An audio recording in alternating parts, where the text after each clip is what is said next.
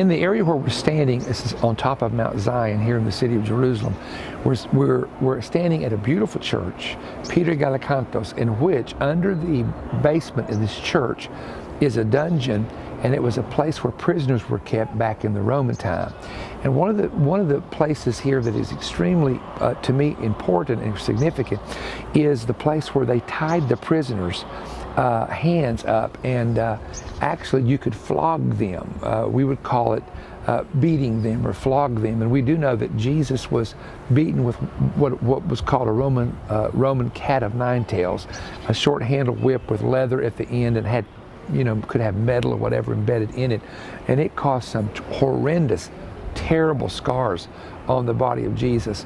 On the Shroud of Turin, it's very interesting because the shroud could be the burial cloth of Christ.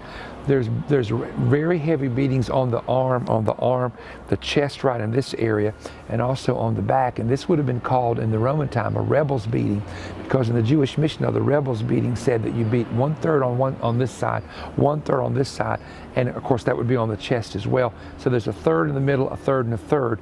And that shroud is very interesting because on the Shroud of Turin you have that same pattern on the back, on the arms, and the arms that actually would have been what was called a rebel's beating. We do know, however, in Isaiah 53 that the Bible says, with his stripes we are healed. That's the most significant thing that you need to know today.